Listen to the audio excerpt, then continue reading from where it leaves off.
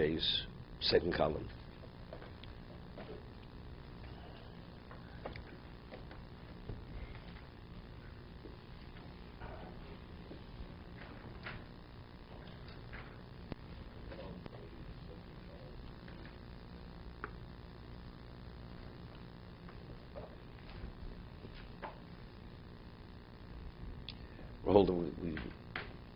Rav Shmuel Bar Nachmani, it's about 8-10 lines down from the top.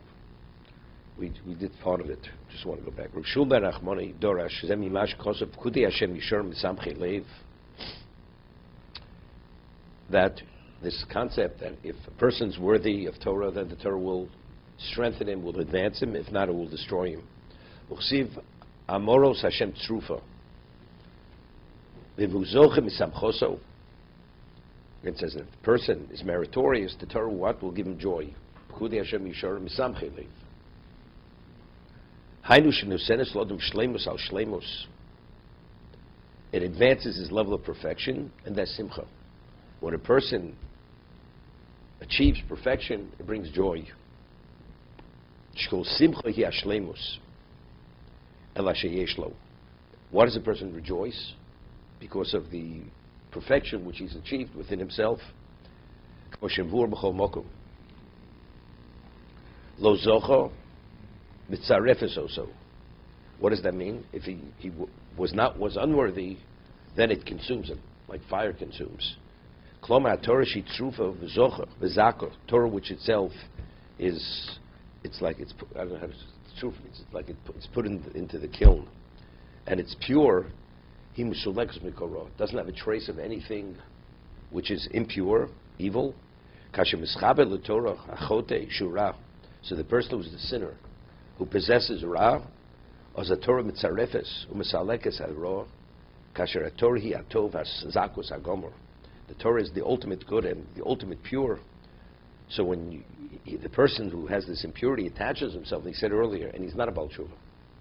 If a person is a Baal Tshuva, that means he's already in the correction mode. So the Torah will enable him to achieve that correction.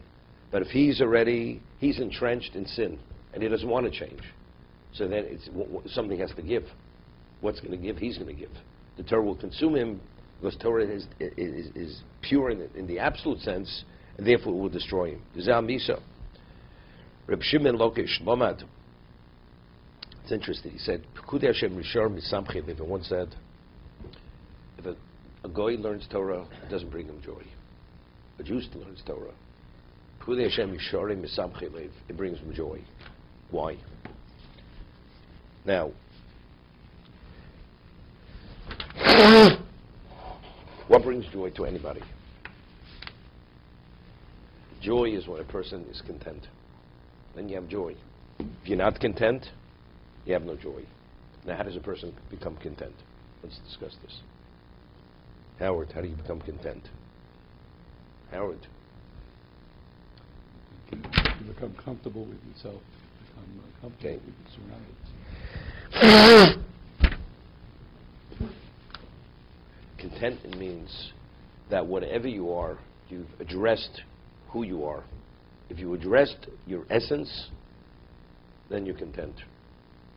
But if you did not address your essence and it's not being developed and addressed, you're not content. Now, what is the essence of a Jew? The essence of a Jew is he's yosher. Right? Atem kruim odom, heim lo kruim odom. What's the classification of the Jew? The classification of the Jew is odom. I mean, odom harishon, originally, he had a capacity. But because he ate of the Eitz Hadas, he became corrupted. And his classification, all his potential was lost. Who assumed his potential of Odom? We did at Sinai. When it was Poskazu Moson, when the pollution of the Eitz Hadas with the Nochosh was vaporized, we were in a position to advance now. So now we assumed his position of Odom. Now what is Odom? It's supposed in Koheles. Osas Odom Yosher. HaKadosh Baruch Hu made man Yosher. Yosher means straight. What did he do? But he made all kinds of computations, and he messed up. Odom messed up because he knew better. See, he destroyed that yashrus, that straightness, he corrupted. Once he corrupted it, there's no coming back. We assume that yosher. So, Torah is Pekudei Hashem Yeshorim. So how do you satisfy someone who's a yosher? By involving yourself in Pekudei Hashem, which is Yeshorim.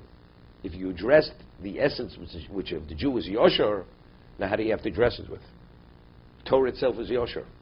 So because Torah is yosher, that's the reason why that brings simcha to the Jew. Because that gives us that sense of accomplishment, contentment, regardless of anything else. Because you've touched the essence of what the Jew is, and that's why it brings simcha.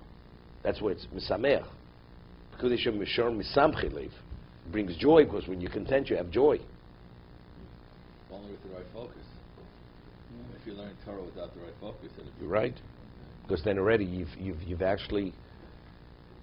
This I mentioned the other day. The Gemara says in Shabbos, it says, "Orach Yom Limino, the small osher v'chovet." It says a person who studies Torah, does mitzvahs and Torah lishmo. What does it bring about? Orach Yomim, longevity of days, mean olam habo. But the smola, if you do it shlo lishmo, as Rashi says, like a person who's a right-handed person, he uses his left hand. It's with an awkwardness. So if you study Torah shlo lishma, that's you're using something, putting it in a context which is awkward. What does it generate? Osher v'chovot, wealth and honor. What's the difference between olam haba, wealth and honor? If you take the Torah and you address it as a spiritual essence, what does it generate? Spirituality. But if you're using the Torah only as shlo lishma, for your own advancement, right? So you've taken Torah and you've put it in a physical context. That's shlo lishmo. So what's the result of that? Osher v'chovot. That's olam hazeh. That's this world. It's not the world to come.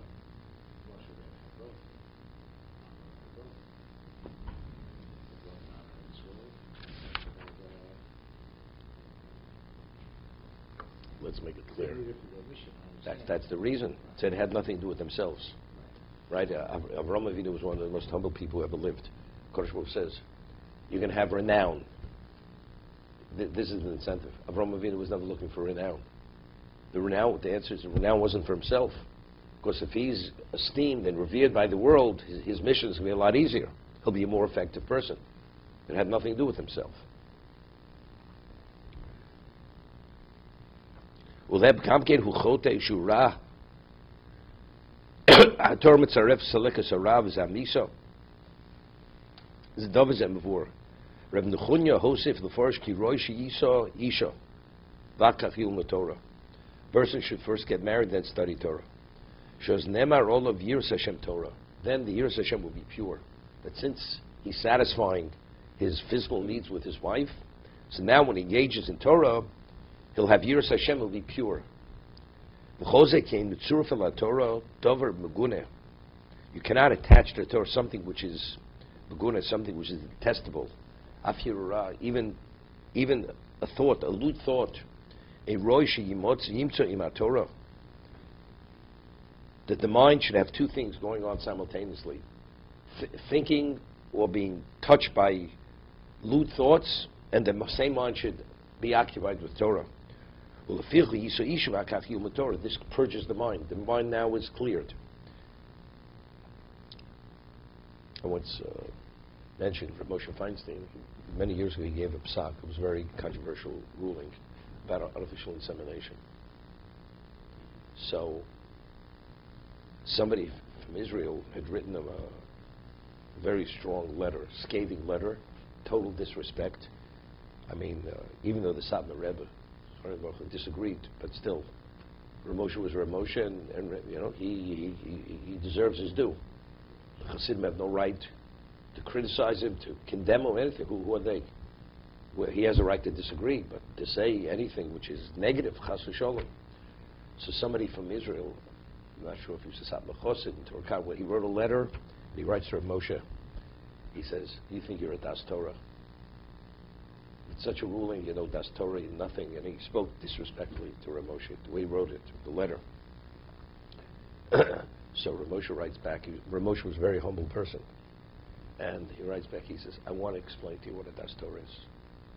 He says, I want to tell you," he says, "in my life, a secular thought never went through my mind. My mind, all my life, has only been fully occupied with Torah. Nothing but that. So you're going to teach me what Das Torah is? Meaning, you say, what goes through your mind? And that's the Maharal. A person whose mind has other things other than Torah, the mind is not a pure mind. The mind that processes Torah has to be Torah. If it's Torah, it's pure, then because then everything is functioning within the same context. But if you have other things going on simultaneously, it's tainted. Once it's tainted, everything becomes tainted. To be continued. Does the essence change?